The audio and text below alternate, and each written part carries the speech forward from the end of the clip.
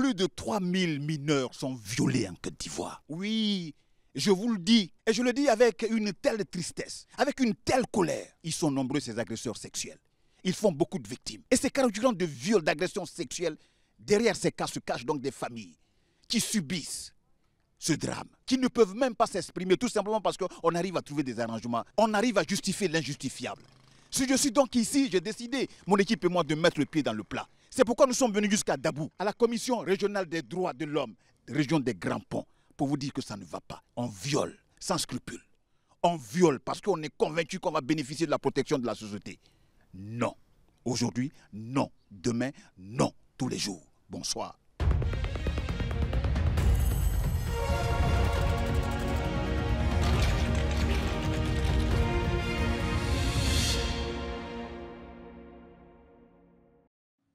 Il y a 2 ans, Monique assistait à une scène qu'aucune mère ne devrait vivre. En rentrant plus tôt que prévu, elle découvre l'horreur. Son compagnon abuse de sa fille, âgée de seulement 12 ans. L'instinct est figé, glaçant. Le monde s'écroule. Ce n'était pas la première fois. La fillette subissait ces violences depuis des mois, enfermée dans un silence imposé par la peur, menacée par son agresseur. Elle ne disait rien. Je ouvre la porte vers la maison. Ce sont les maisons de secours assez grands. On peut coucher pour la nuit, traverse. Et puis la rentrée, on a tapé. On a mis Kroba pour fermer. C'est comme c'est un chambre-salon. Maintenant, Charmaine se retrouve de l'autre côté avec son matelas. Nous sommes de l'autre côté. Là, je suis rentrée, je n'ai pas vu. Elle est partie où? Elle n'a pas l'habitude de sortir pied plat. Elle est partie où? Je suis la traverse là. Lui-même là, il est nu. Et l'homme l'a porté t-shirt, elle est nue. Et je suis arrêté et dit, c'est quoi ça là? Et puis il dit, on se repose. Se reposer comment? Et mon oreille, ça fait comme ça. Et puis je suis tombée. Quand je suis tombée, c'est les voisins sont venus, ils ont mis de l'eau sur moi. Mais ils n'ont pas vu le reste. Que je me suis levée, je suis trempée et ils ont dit c'est l'eau, ils ont mis sur moi. Et c'est ici arrivé. Donc c'est qui s'est mise à courir. Elle est partie chez ma camarade et puis les gens sont venus. Pendant ce temps, lui était dans la maison tout nu. Et il avait pris des médicaments dans la main et puis il soufflait dans la maison. Et puis il dit, moi je ne peux rien le faire. Pour ça arrivé à l'hôpital, que l'enfant a parlé. Quand le gynécologue a regardé, il dit, l'enfant a reçu plusieurs déchirures. Ils lui ont demandé, elle parlait en tremblant, elle dit, ce n'est pas sa première fois. C'est des dizaines de fois. Il parle avec elle. Et quand vous lui parlez, vous lui dites quoi?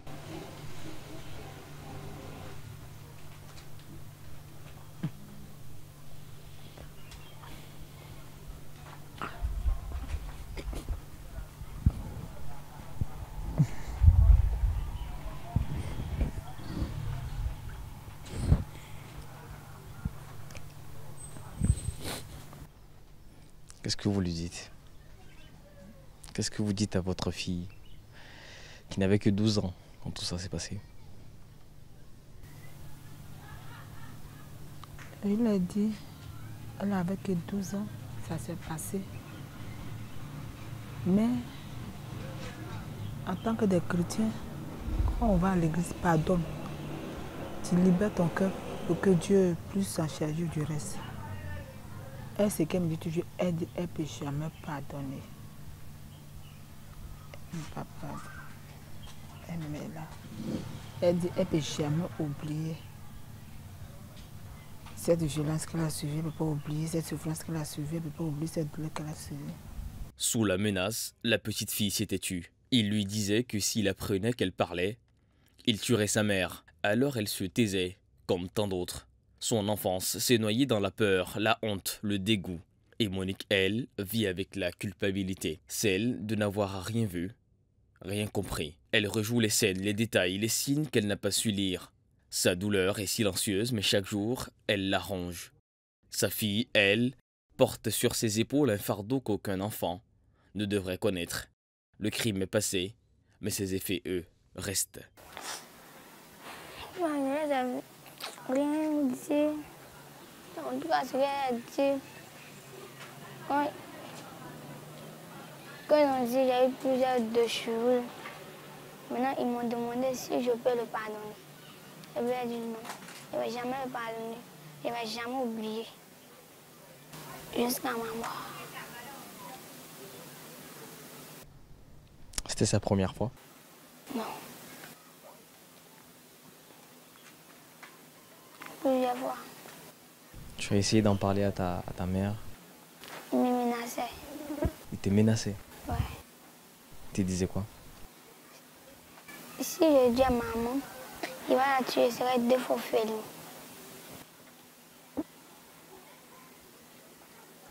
Et tu le croyais capable de faire ça? Oui.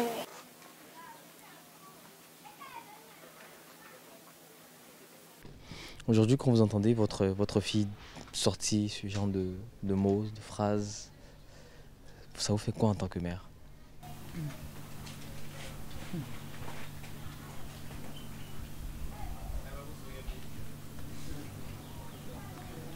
J'ai mal.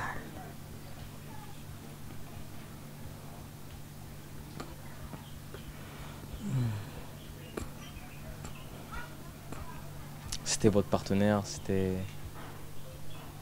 quelqu'un avec qui vous partagez votre vie. Est-ce que vous pensez qu'il était capable de faire ça? C'est pas que l'homme l'a pu faire ça. Wallahi.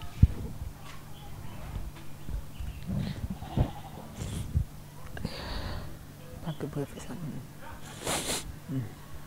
Depuis cette révélation, Monique mène un combat quotidien. Elle a porté plainte et l'agresseur a été arrêté et a écopé de 20 ans de prison. Pendant ce temps, sa fille tente de panser ses blessures avec l'aide d'une ONG, mais les cauchemars la réveillent encore la nuit. Autour d'elle, des voisins savent, mais se taisent, par peur, par honte. Dans ce silence collectif, les agresseurs prospèrent et les victimes, elles, s'enfoncent dans l'oubli. Mais qu'elle a demandé pardon, pas de retirer. Les gendarmes m'ont dit, lui là, papier, il y a maintenant dit, t'as son papier, il met ta sac à il dit non. Comme il a cassé porte la fille pour pas dire là. L'enfant, bah là, il a vu son papier, on lui donne. Ils ont dit que c'est un ancien prisonnier. Il dit non. On dit, mais la photo là, que c'est un ancien prison. Mais pendant qu'il était à l'hôpital, ma soeur a pris portable pour appeler ses frères. Ils n'ont pas mes pieds. Il a un de ses frères qui travaille sans social dedans. Quand il va mettre Darwa, il dit, il ne m'a pas envoyé de marier son frère. Mais aujourd'hui, ce sont les mêmes qui viennent demander pardon. Mais c'est que pardon. Son grand frère dit son oncle a frappé sa femme. Sauté, tombé sur son pied cassé, c'est pas parti à quelque part. Et puis moi, quand il me frappe, et puis je les amène. Mais en tant qu'une femme, quand tu vis avec un homme, que tu fais des trucs, c'est pas tout tu peux expliquer à tes parents. Dans la famille, tu peux t'approcher auprès de quelqu'un, de son frère pour lui parler. Mais quand je les ai interpellés, voilà. Mais battait, encore t'es 3 fois 7, m'a frappé. Au VD, il n'y a pas de vaisseau. Quand me défait, mais quand je l'accompagne, il me force, je tombe, je m'assois.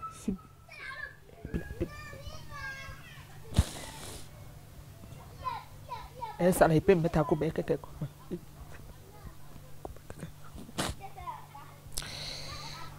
Aujourd'hui, il est en prison.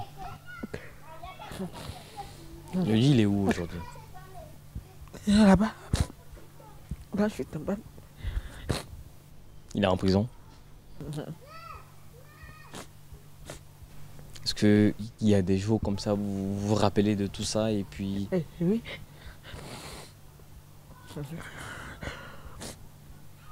Est-ce que vous pensez que vous allez réussir à oublier? À passer à autre chose? Est-ce que vous pensez que ça sera possible un jour? C'est pas facile, mais de Dieu va faire. En Côte d'Ivoire, des centaines de fillettes sont victimes d'abus chaque année. Trop souvent, ces crimes se déroulent dans l'intimité des foyers, loin des regards étouffés par le silence. Mais ce silence est complice, il protège les prédateurs, jamais les enfants. Monique a choisi de parler pour sa fille, mais aussi pour toutes celles qui ne le peuvent pas. En Côte d'Ivoire, en 2023, 8782 cas de violences basées sur le genre ont été enregistrés, dont 1067 viols.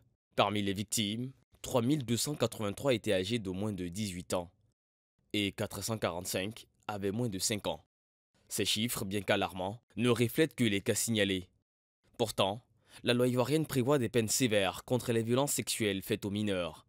Selon l'article 356 du Code pénal, le viol est puni de 5 à 20 ans de réclusion criminelle et cette peine peut être portée à la réclusion criminelle à perpétuité lorsque la victime est un mineur de moins de 15 ans. Les autres agressions sexuelles sont sanctionnées de 2 à 10 ans d'emprisonnement avec une amende pouvant aller jusqu'à 5 millions de francs CFA.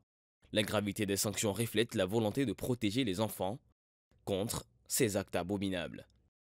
Sarah a été témoin de la souffrance de sa petite sœur, âgée de 12 ans, victime d'abus répétés par un proche de la famille. Malgré l'horreur de la situation, leurs parents ont décidé de ne pas porter le crime devant la justice, préférant étouffer l'affaire pour préserver l'image de la famille. Ce choix, malheureusement, est l'un des très rares. En Côte d'Ivoire, de nombreuses familles préfèrent le silence à la dénonciation, par peur du scandale ou par loyauté mal placée. Quand je suis arrivée à la maison, maman n'était pas là, elle était partie au marché avec mon petit frère. Maintenant, le plus petit, il était en train de jouer dehors et elle était à la maison. Donc la petite sœur. Donc, lorsque je suis rentrée, j'ai crié son nom. Parce qu'elle, quand je l'appelle, quand elle sait que c'est pour l'envoyer là, elle ne répond pas.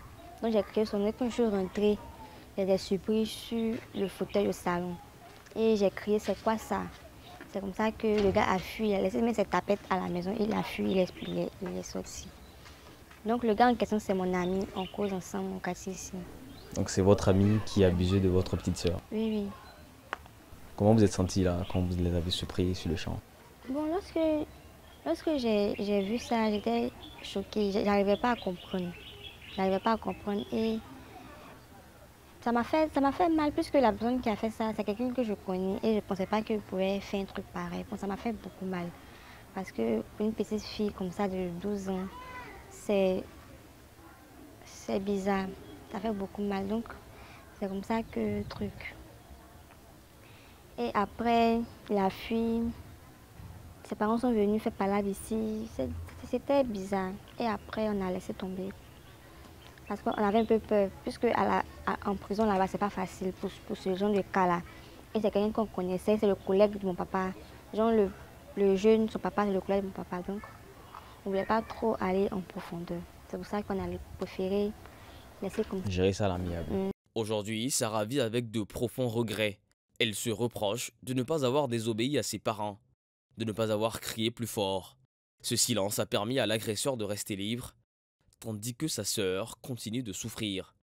Sarah tente maintenant de sensibiliser, de témoigner, pour briser le cycle de l'impunité et empêcher que d'autres enfants vivent le même enfer dans l'ombre. Il y a eu des changements parce que pour son âge, perd sa virginité de Cette manière. cette manière brutale, c'est bizarre. Et puis, il y a certains camarades avec qui elle ne marche plus, puisque les moments où il ne faut plus marcher avec elle, elle ne sort plus. Mais quand elle va à l'école, c'est maison-école, parce qu'elle ne veut plus avoir des genre de problème avec quelqu'un encore. Donc elle est dans son coin. C'est nous maintenant, on essaie maintenant de sortir avec elle, essayer de voir comment elle peut maintenant s'habituer aux gens. Et vous avez vécu comment cette page assez tragique?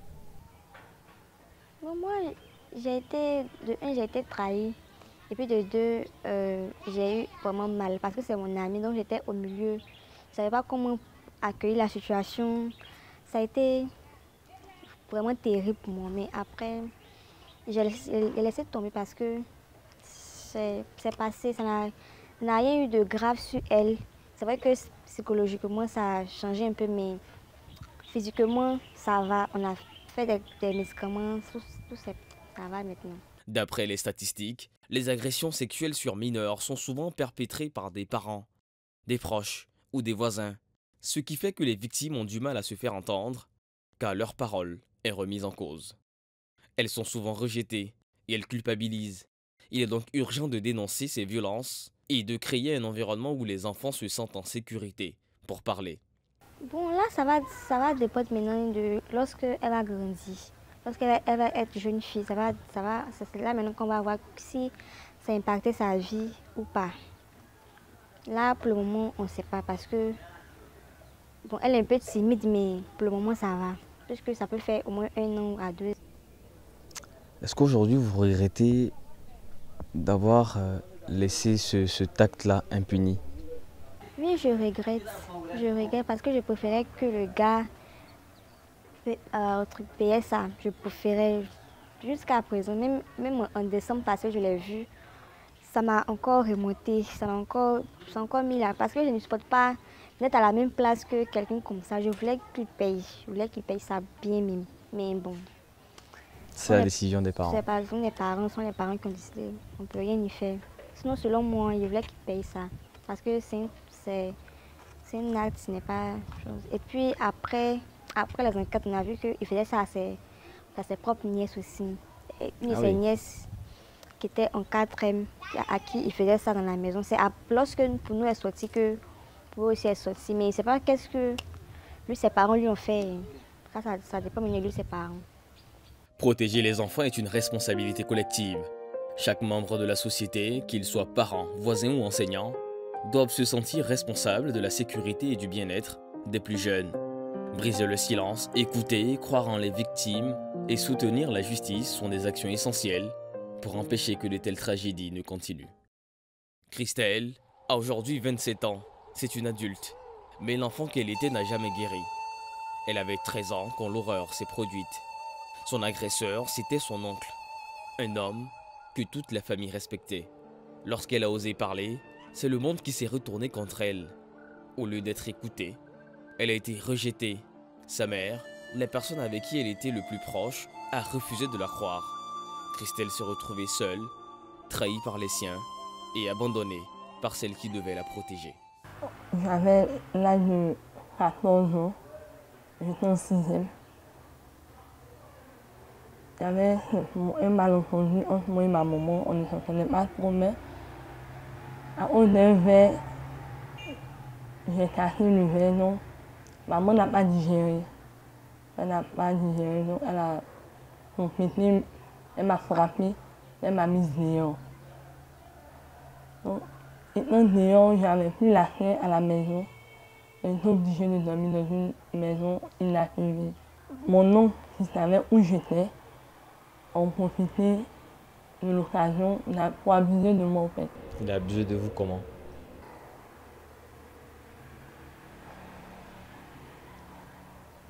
Il est venu, tout c'était qu'il allait m'aider. Tout c'était qu'il allait m'aider. Donc, il a commencé à me écouter. Il m'a dit non, il n'allait pas là-bas au monde. Je me donnais à lui, il allait, non, j'ai refusé. Quand j'ai refusé, c'est un homme, je ne peux pas lutter avec lui, donc on très petit. Vous aviez 14 ans, J'ai 14 ans. 14 ans. Donc, en luttant, il a eu à sortir avec moi. Dans certaines familles, les agresseurs ne viennent pas de l'extérieur. Ils dorment sous le même toit, partagent les repas et sont couverts par le silence. Pour Christelle, cette trahison a été double. D'abord l'agression, ensuite le rejet. Sa mère a préféré préserver l'image de la famille, défendre le frère plutôt que de croire sa fille. Christelle a dû quitter la maison. Elle a grandi seule avec ce vide, ce poids, ce sentiment d'injustice qui la suit encore aujourd'hui. Depuis ma mère, je l'ai expliqué. Elle a refusé de m'écouter parce qu'elle dit non, elle aime répondre. Et j'ai repris. Elle vous a pas cru? Elle ne m'a pas cru pour ça. Donc, je ne suis plus dans la maison. Je suis ma camarade de classe. Et c'est à un moment qui m'a hébergée chez elle. Juste en classe de 3e. Ils sont petits boîtiers. Ils sont venus sur Abidjan. Moi, je suis resté à Boîtier. Je suis un homme de Dieu. Et grâce à ce monsieur-là, aujourd'hui, j'ai eu mon BPC. J'ai fait un petit Merci. Et vous sentez comment aujourd'hui? Quand vous pensez à tout ça? Pas trop bien, un peu mal. Je ne peux pas digérer en fait. Je dis ça comme ça. Je ne peux pas digérer parce que ça fait mal. Ce que Christelle a vécu, beaucoup d'autres jeunes filles le vivent. Elles parlent, elles dénoncent, et on les fait taire. On les accuse de mentir, de salir le nom de la famille. On les exile. Christelle a survécu, mais à quel prix? Son enfance a été volée et sa confiance détruite. Aujourd'hui, elle essaie de reconstruire sa vie, de se libérer de ce passé. Mais les blessures restent profondes, invisibles. Et le silence de sa mère continue de la hanter, bien plus que les gestes de son oncle. Il y avait tellement confiance à qui je disais tout. Quand maman me faisait cette insulte à lui, j'ai expliqué. Vous portez encore des traumatismes en vous? Donc finalement, ça fait... Il n'a plus confiance à ses proches en fait. Quand vous n'avez plus confiance, quand vous dites que vous n'avez plus confiance, c'est-à-dire? Je ne peux pas faire confiance à un parent, à un homme en fait. Même si j'aimais, j'ai un enfant, j'ai une fille, je peux dire, mais j'ai ma soeur chez moi. Après, il a laissé ma soeur avec mon mari dans la maison. Je dis, je vais sortir. Non. Il y avait le gouvernement prenne des mesures fortes envers ces personnes. On puisse les juger en fait. Ils ne doivent pas se balader dans la société. Parce que c'est pas prudent pour les jeunes filles. Christelle témoigne pour celles qui ne peuvent pas, pour rappeler que les agresseurs ne sont pas toujours des inconnus et que parfois, ce sont les proches qui ferment les yeux. Il faut écouter les enfants, que les familles préféreront le silence à la vérité. Ces drames continueront. Christelle, elle, a choisi de parler pour que d'autres filles ne vivent pas la même exclusion, pour que justice un jour triomphe du silence. L'enquête démographique et de santé de 2021 indique que 26% des enfants de 15 à 49 ans ont subi des violences physiques et près de 47% ont fait l'objet de violences conjugales. En 2018, près de 16% des jeunes femmes et hommes de 18 à 24 ans déclaraient avoir subi des violences sexuelles dans l'année. Derrière ces données se cachent des vies bouleversées et des silences imposés.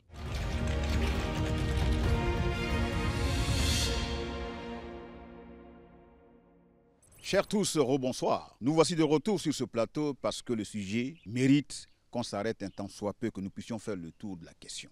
Beaucoup de mineurs sont donc l'objet d'agressions sexuelles. Pour en parler sur ce plateau, je suis avec Madame Ablo Rachel. Je suis la présidente régionale de la Commission régionale des droits de l'homme Grand Pont. Voilà qui est clair. À côté de vous, nous avons M. Zaki Junior qui est enseignant-chercheur. Vous êtes donc criminologue. Alors, quel est le type de soutien vous apportez donc aux mineurs qui sont victimes d'agressions sexuelles? À ces mineurs, d'abord, quand il y a des agressions sexuelles, généralement on ne retrouve pas les auteurs, donc nous faisons la démarche. Nous retrouvons les auteurs, nous les aidons à retrouver ces auteurs en signalant généralement aux forces de l'ordre, gendarmerie et police. Et comme nous sommes dans une plateforme VBG dans la région, la plateforme, il y a le centre social qui se prend en charge, qui prend le volet social en charge. Mais à côté, il y a une ONG qui nous appuie, deux ONG, l'ONG Siam et Stop au Chat Noir d'Abidjan. Pour la prise en charge. ONG quoi? ONG Stop au Chat Noir. Stop au Chat Noir. Oui. Ah oui, ça c'est évocateur, oui. Allez-y. Qui fait la prise en charge psychologique parce que c'est très important. Généralement, on poursuit les auteurs, mais on oublie les victimes. On fait la prise en charge psychologique de ces mineurs. Alors, généralement, comment ça se fait? Comment les victimes viennent vers vous, madame? Les gens nous appellent de manière anonyme, ou bien souvent, quand comme nous sommes dans la plateforme, quand nous sommes saisis, on va vers les parents. Comme c'est des mineurs, on va vers les parents. Ou bien la gendarmerie nous appelle pour dire qu'il y a un cas de viol. Et on va vers les parents, on écoute les parents, parce que pour écouter les parents, il faut la justice, il faut le SPGEJ qui nous accompagne pour l'écoute. Et quand on écoute, on voit que ces enfants ont vraiment besoin de prise en charge psychologique parce que souvent on ignore cela en Afrique. On s'est dit, bon, il y a un cas de viol, si on a arrêté l'auteur, c'est fini. Mais on a compris que ces enfants sont stressés souvent. Donc on commence nous-mêmes par les écouter. Et comme j'ai dit, on oriente ces enfants-là vers l'ONG SIAM qui a bien voulu travailler avec nous, avec Stop au Chat Noir. Ils déplacent des psychologues depuis Abidjan. Et c'est eux qui payent les frais. Et ils suivent ces enfants. Je voudrais quand même rappeler que nous sommes donc à Dabou. Ici, c'est où exactement, là où nous sommes? C'est le bureau de la Commission des droits de l'homme. C'est le bureau de la Commission des droits de l'homme, voilà. J'espère que vous avez accepté notre souhait de pouvoir tourner ici en dehors des bureaux, parce que c'est le principe de l'émission. C'est pour ça que nous nous sentons bien dans ce cas dans lequel nous sommes, pour ne pas que cela soit complètement en dehors de ce que nos téléspectateurs ont l'habitude de voir dans le cadre de cette émission. Je voudrais venir sur un point. Vous avez parlé de plateforme. C'est quoi la vocation de cette plateforme? Elle existe depuis combien de temps? Et puis vous parlez de quoi? La plateforme, elle est nationale. C'est depuis le ministère de la Famille qui a bien voulu mettre cette plateforme VBG, de lutte contre les VBG, les violences basées sur le genre. Et il y a le ministère de la Famille, le ministère de la Protection sociale, le CNDH et bien entendu tous les ONG.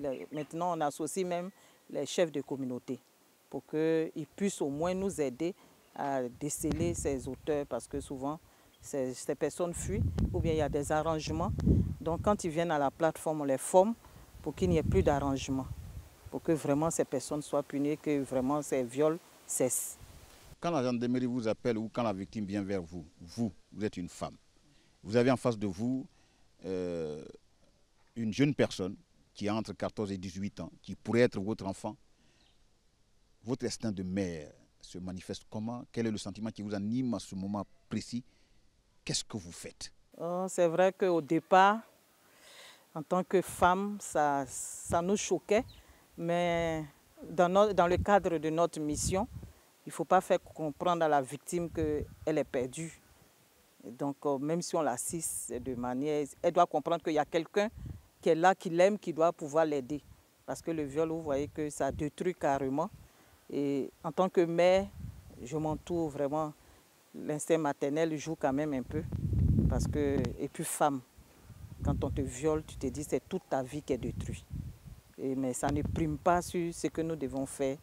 Nous, c'est notre mission qui cadre, il faut les orienter.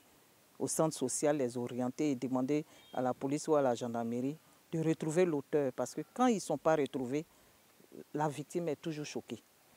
Okay. Alors, Monsieur Zakei Junior, vous êtes enseignant, chercheur, vous êtes criminologue. Madame la Présidente a dit, quand tu es une femme et quand on te viole, c'est toute ta vie qui est détruite. Quand tu es encore mineur et qu'on te viole, c'est encore plus grave. À votre avis, les causes de ces agressions-là viennent d'où? Merci John Jay pour ces questions et pour ce sujet qui est assez important et pertinent.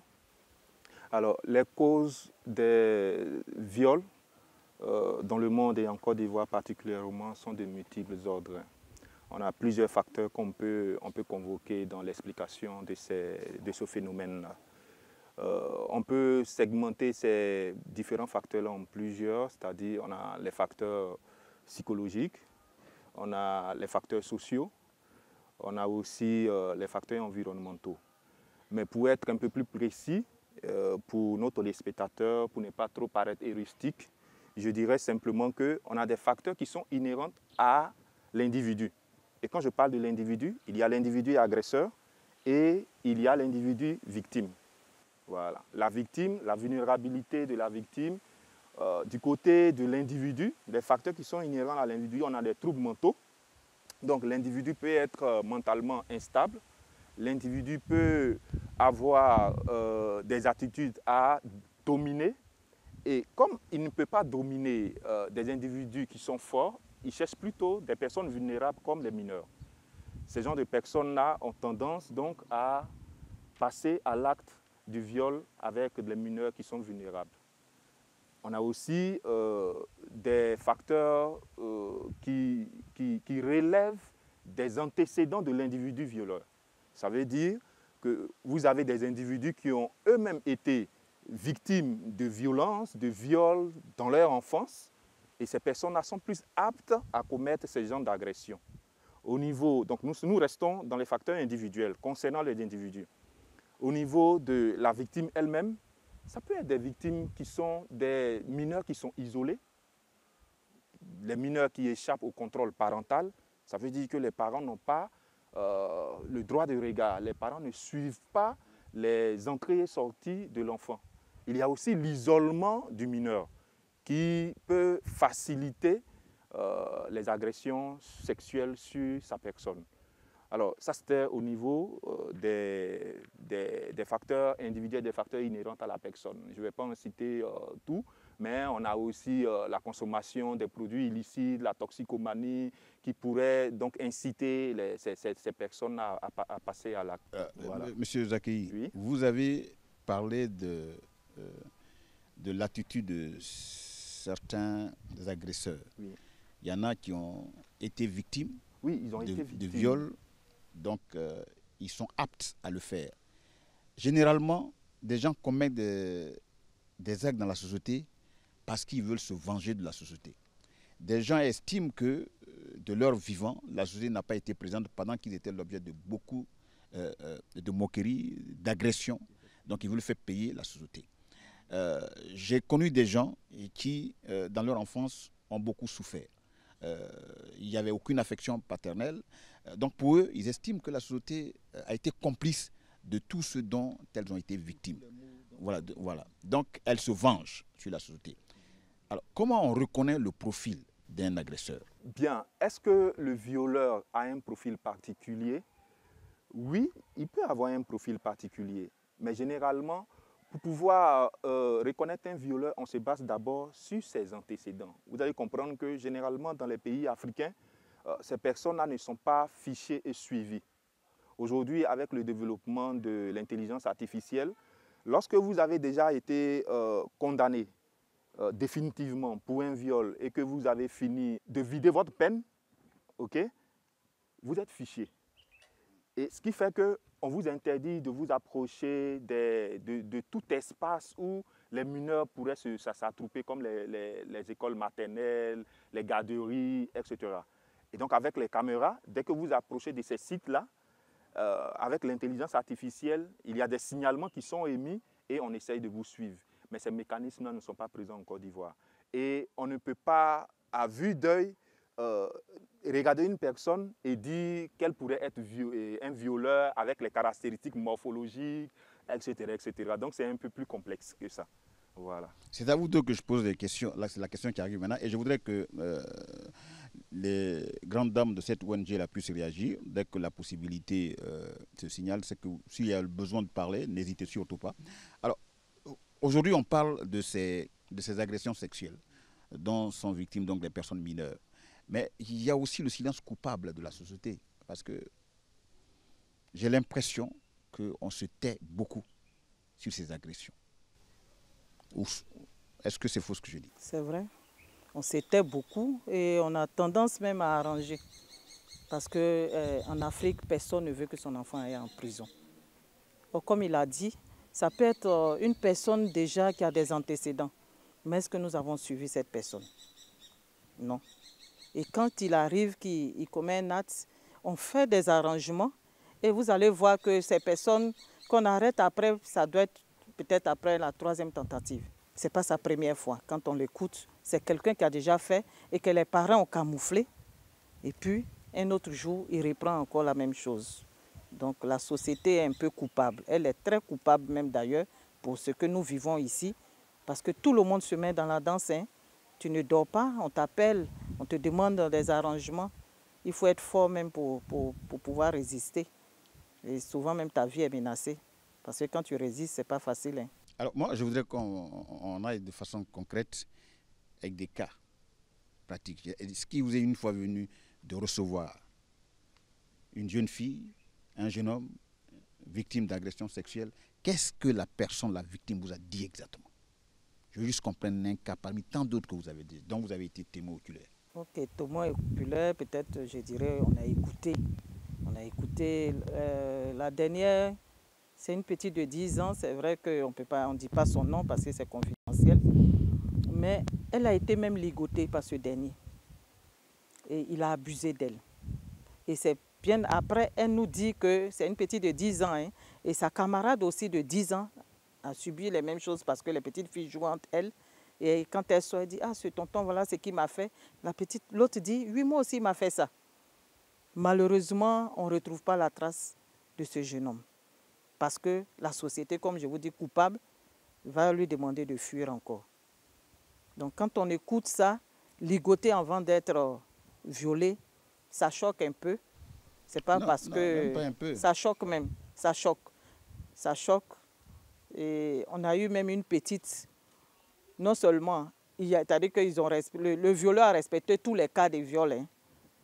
C'est-à-dire qu'il a prise, il lui a fait faire une fille, il a ses paumes. Donc vous voyez à quel point, quand on prend le code pénal, quand on dit on voit tout essayer. Et on a vu tous les cas ici. Et ce jour-là, j'étais vraiment triste et j'ai dit vraiment, c'était par théorie que je voyais la définition du cas de viol, mais là, j'ai vu ça en pratique. C'est vrai que c'était une petite de 6 ans, naïve, mais qui racontait un peu l'histoire. Donc ça choque. Mais comme on vous dit, la société étant coupable, les parents, personne ne veut que mon enfant aille en prison. On fait assez de démarches pour ne pas que le coupable soit puni. Non, Anne-Marie, la présidente, Madame Ablo Rachel, ne vous fait pas le compte-rendu d'un film qu'elle a regardé. C'est une réalité. C'est une enfant de 6 ans qui a été violée dans toutes les situations les plus désobligeantes qui caractérisent un viol, ce crime abominable que tout un chacun devrait condamner. Malheureusement, dans des familles, tout le monde est conscient que c'est l'oncle, c'est le cousin qui a été à la base de tout ça. Parce que généralement, les agresseurs se connaissent. La famille sait qui a fait ça. Et on ne tient pas compte de la santé de l'enfant, de son avenir, et on veut trouver des arrangements.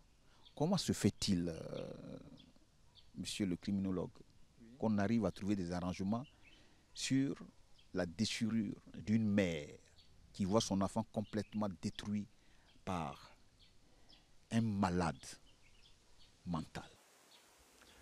Bon, ce que je peux dire sur cette question, c'est que la question des arrangements en Afrique et particulièrement en Côte d'Ivoire relève simplement de la culture. Relève simplement de la culture. C'est culturel. Pourquoi? Parce que la première intention des parents, c'est de ne pas jeter du discrédit sur le mineur agressé ou sur la mineure violée. Donc de protéger son image.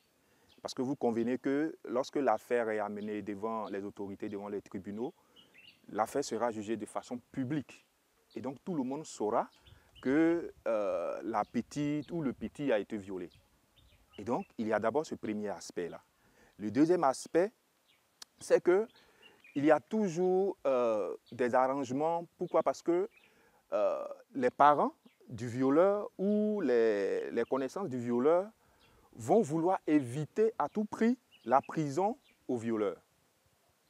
Et donc, ils vont trouver des arrangements souterrains pour ne pas que l'affaire soit ébruitée. Et donc, généralement, la victime qui perd assez dans ces arrangements-là, c'est la victime violée. C'est celle qui a été, ou celui qui a été violé. Parce que quand on parle de viol, ne prenons pas seulement le cas des jeunes filles mineures violées. Aujourd'hui, on en rencontre de plus en plus des jeunes garçons qui sont aussi violés. Parce que le viol, dans la loi ivoirienne, l'article 403 du Code pénal, c'est tout à caractère sexuel. Donc, il faut bien faire la part des choses. Les jeunes filles mineures peuvent être violées, les garçons peuvent être violés. Mais cet arrangement, il est, comme je le disais, culturel. On ne veut pas ébruiter, jeter de discrédit sur la victime et on veut aussi sauver le violeur sous prétexte qu'on pourrait le rattraper plus tard, alors qu'après, ce n'est pas fait. Madame la Présidente, moi je viens vers vous. Vous êtes dans une commission qui est censée défendre donc les droits de l'homme. Vous voyez un tel cas avec des arrangements. Comment vous faites pour leur dire que arrangement d'accord, mais il faut que le droit de la victime soit protégé? Comment ça se passe, généralement? Bon, généralement, c'est difficile, mais on arrive à convaincre d'abord. Parce que généralement, ceux qui viennent vers nous, c'est les parents des victimes qui viennent c'est vrai, c'est la même famille, il faut laisser tomber. Ou bien, ma vie, je me sens menacée dans mon village, donc je ne veux pas qu'on arrête l'auteur. Mais on leur fait comprendre ce que je leur dis. Comme il le dit, il y a eu un petit garçon ici, effectivement, qui a été... Et j'ai dit au papa, ce petit-là, tu ne sais pas qui il devient demain. Parce que là, il va porter des couches. Encore, c'est peut-être c'est grave, plan extrême, il porte des couches. Mais qui il devient dans la société demain? Donc, on essaie de convaincre le papa ou bien les parents à porter plainte. Parce que c'est ça. Ils portent plainte. Et puis, dans la famille, ceux qui veulent faire, on a eu ce cas-là dans un village où les gens sont venus vers moi. On va s'arranger. J'ai dit non, on ne peut pas s'arranger. Ce qu'on va arranger, c'est que l'auteur, là, quand il va aller de l'autre côté, nous, on va le suivre. On vérifie si ses droits sont respectés. Et si c'est quelqu'un qui est malade, on va le sauver. Mais si on l'arrange, on ne le voit pas, ce n'est pas bon. Et ils ont compris. Ils ont laissé. Et ce jeune homme, il a été arrêté. Là-bas, on envoie, les juges vont voir quand même, les juges d'instruction voient est-ce que mentalement il n'est pas atteint, est-ce qu'il est... Et on suit, nous aussi, on suit si ses droits sont respectés là-bas. Alors, on trouve des arrangements. Ça, au moins, c'est une bonne action à saluer. Je voudrais vraiment vous en féliciter. On trouve des arrangements. On veut donc protéger le violeur. La victime, vous qui êtes à l'ONG, quand elle arrive vers vous, vous la prenez en charge à partir de quel moment? Et qu'est-ce que vous posez comme acte, comme action? Quand la victime arrive, déjà, nous la prenons en charge et nous référons aussi à l'ONG Stop au chat noir qui nous envoie des psychologues pour les suivre psychologiquement parce qu'ils ont une blessure, c'est des traumatismes en fait. Donc, quand ils arrivent, ils font l'écoute. Et puis, bon, ensuite, chaque fois qu'on a l'occasion, chaque fois quelque chose, ils viennent pour les écouter, pour voir l'évolution de la situation. Comment le traumatisme baisse, je dirais. Comment la victime essaie de se reconstruire. Parce que c'est ça, la victime est découragée, traumatisée, tout ça. Donc, c'est avec l'aide des psychologues, tout ça, qu'on fait toutes ces démarches-là, ce processus-là, pour que la personne puisse se retrouver psychologiquement. Puis bon. Ce que j'ai oublié, votre ONG s'appelle comment? ONG Siam. Donc vous êtes en collaboration avec l'ONG Stop au chat noir. Stop au chat noir. Et donc c'est cette ONG qui vous envoie des cas. Il y a des cas à Dabou. La commission, le CNDH... Vous recevez combien de cas par jour? Non, par jour, je dirais, dans le mois, on peut recevoir 3 à 4 personnes, une dizaine, ça dépend. Ça dépend, mais c'est récurrent et vraiment, c'est inquiétant. C'est vraiment inquiétant. Vous voulez ajouter quelque chose, madame? C'est ce qu'elle a dit. Juste dire que lorsqu'il y a une victime de viol, la victime perd confiance en elle. Comment faire pour donner cette confiance-là? Comment donner goût encore à la vie? Parce qu'il y a d'autres personnes qui peuvent se suicider, il y a d'autres personnes qui restent renfermées, il y a d'autres aussi qui s'adonnent à d'autres choses de la vie. Donc l'ONG Siam prend en charge sur elle-même de suivre ces différentes victimes-là, vraiment avec les prises en charge, et on leur rend visite, que ce soit aux parents, parce que le parent aussi, il a besoin d'une prise en charge. Parce que le parent cache la victime, pour dire que non, comme on est en Afrique, l'enfant a honte, ils vont dire non, lui là, ou bien celle-là, il était violé. Donc le parent cache. Nous, l'ONG Siam, on emmène le parent à dire à l'enfant de ne pas perdre confiance en soi-même. La vie continue après un viol. C'est vrai, tu as été détruite, mais la vie continue. Et comme ce sont des mineurs, c'est vraiment avec beaucoup de temps, on y arrive. Ok. Alors, si quelqu'un a envie d'ajouter quelque chose, n'hésitez surtout pas. Moi, je voulais m'adresser à Madame la Présidente et puis au criminologue. Je veux dire que quelqu'un qui perd confiance, quelqu'un pour qui l'existence n'est qu'une vue d'esprit, quelqu'un qui chaque fois se réveille et n'a que cette image-là, terrifiante, humiliante. Comment on fait? Quels sont les mots qu'on trouve? Et vous qui êtes donc dans les droits de l'homme, quand vous sentez que les droits de cette personne ont été bafoués, comment on fait pour trouver les mots justes? Est-ce que c'est une thérapie qui prend beaucoup de temps pour que la personne reprenne son existence? puisse donner un autre sens à son existence, afin de scruter l'horizon avec beaucoup de sérénité et d'espoir. Parce que dès l'instant où on est détruit, je veux dire que ce n'est pas évident de pouvoir remonter la pente. On fait comment? On ne dirait pas que ce n'est pas totalement évident. Et c'est pourquoi il y a les psychologues, il y a le criminologue qui est là. Ils font un exercice vraiment qui est à saluer. Nous, de notre part, quand tu écoutes la victime, même quand c'est une petite, moi quand j'écoute, elle me dit il faut le punir. C'est vrai que ce n'est pas la seule. Mais quand elle te dit, elle voit que l'auteur est puni, déjà ça commence à l'aider. Parce qu'elle a dit un mot, reconstruire. Pour qu'elle puisse se reconstruire, pour qu'une personne puisse se reconstruire, il faut voir que l'agresseur a été vraiment sanctionné. Mais c'est quand l'agresseur n'est pas sanctionné, elle a peur. Je passe dans la rue, je ne sais pas si le violeur est là, on a vécu le cas d'une petite où l'agresseur est quelque part, en passant dans le taxi, elle a vu. Donc elle pique des crises. Mais quand tu écoutes une petite de 6 ans qui te dit, maman, parce que tu lui donnes tout l'amour en l'écoutant, hein. Tu lui dis que je suis ton ami, je suis tout pour toi, parce que le parent peut la rejeter. Qu'est-ce que tu as fait dehors et puis on t'a violé. Mais nous, on lui donne tout l'amour, on l'entoure. Et quand tu dis ça, la petite est ouverte, elle dit, qu'est-ce que tu veux? Je veux qu'on punisse le tonton. Je ne voudrais pas vous couper, Madame la Présidente. Je voudrais quand même, avec votre permission et celle du criminologue, je veux juste qu'on comprenne quelque chose. Je ne sais pas, tout au long de ce débat, cet entretien, Madame la Présidente a dit des choses fortes. Elle a parlé de cas des enfants, surtout pour cette fillette de 6 ans. Elle dit, maman, je veux qu'on le punisse.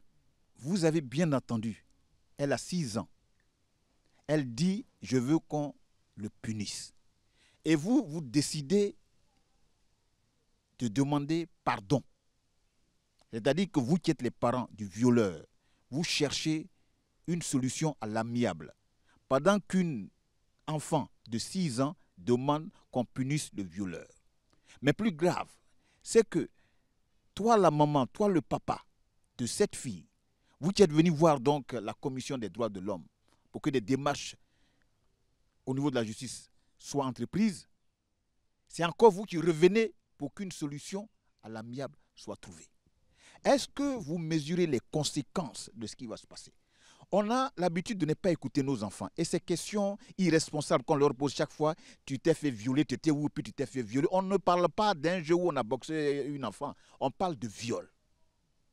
Il n'est plus question de cautionner même ces personnes-là qui pullulent les rues d'Abidjan, de la Côte d'Ivoire, et qui n'ont que faire de ce drame que vivent donc ces enfants, garçons comme filles, qui sont l'objet d'agressions sexuelles.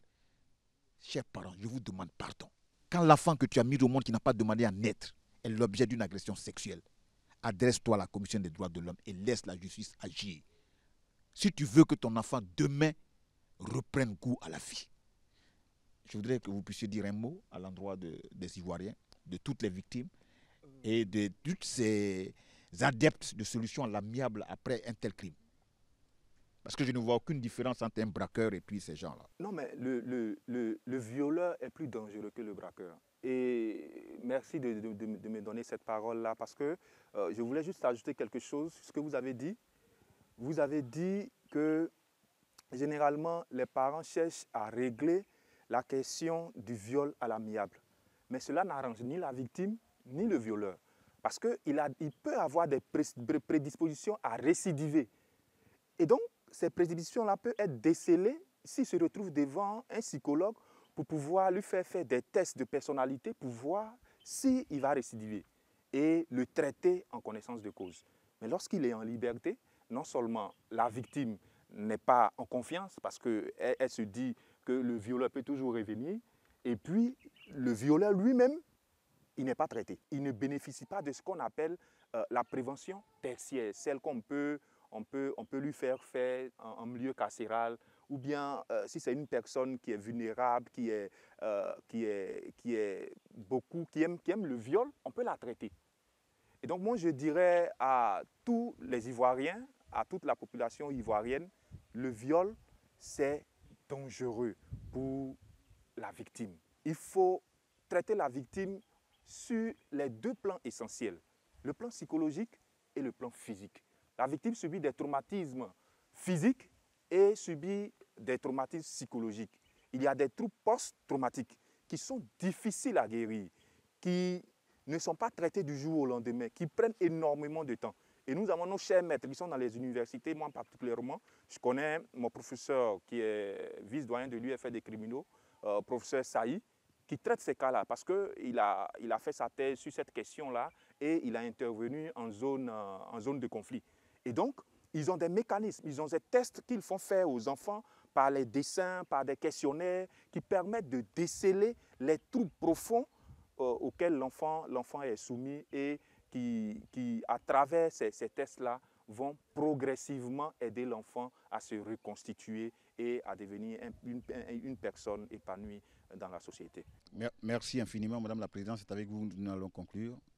Quel est votre mot de fin? Je lance un appel à tout le monde, parce que tout le monde rentre dans l'arrangement. Ce n'est pas seulement les parents, ce n'est pas les parents de l'auteur, il y a les parents des victimes, il y a même nous, l'administration. Parce que dès l'instant où quelqu'un les approche pour dire « Ah, mon enfant a été violé, mais on est allé à la commission et on risque de mettre mon enfant en prison », la commission ne met pas en prison, naturellement, mais tout le monde se promène. Ils n'ont que ça à faire et on s'en fout de la victime, alors qu'il a dit quelque chose d'important. Il y a le droit à l'intégrité physique qui a été touché. On a vu des petites où on a enlevé l'utérus de la petite et souvent on s'en fout. Quand tu écoutes, dans 20 ans, elle est stérile. On s'en fout de ça. Et à côté de cela même, il y a sa partie psychologique, comme il dit, pour la reconstruire, c'est du temps. On va voir qu'elle se met dans la rue, elle se prostitue, mais c'est une violence émotionnelle qui la mène à cela. Parce que toutes ces personnes-là, soit je veux me venger de tous les violeurs, je me mets dans la rue et je commence à me donner à ces hommes. Donc, je lance un appel. C'est vrai.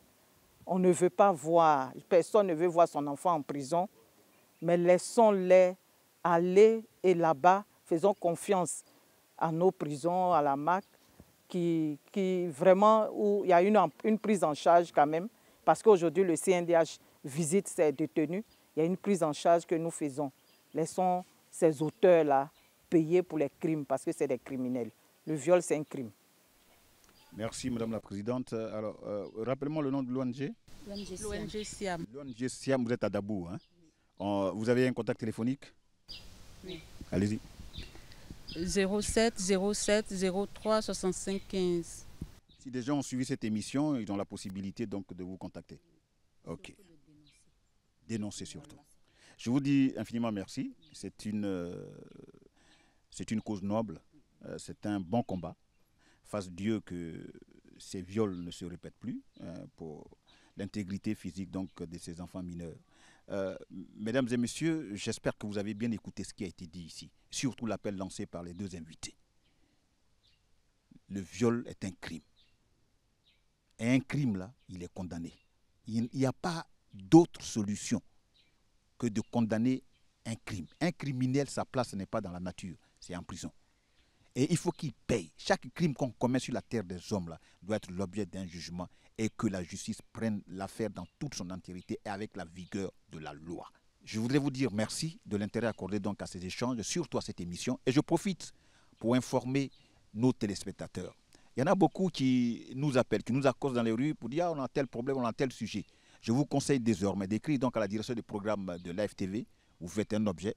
Demande de participation à l'émission, il y a problème, et puis vous nous soumettez donc votre préoccupation. Ceci va être l'objet d'une grande réunion à la direction de l'information, et ce sujet-là va être sérieusement traité, et nous viendrons vers vous. Merci de nous suivre, on se retrouve dimanche prochain. Bonsoir.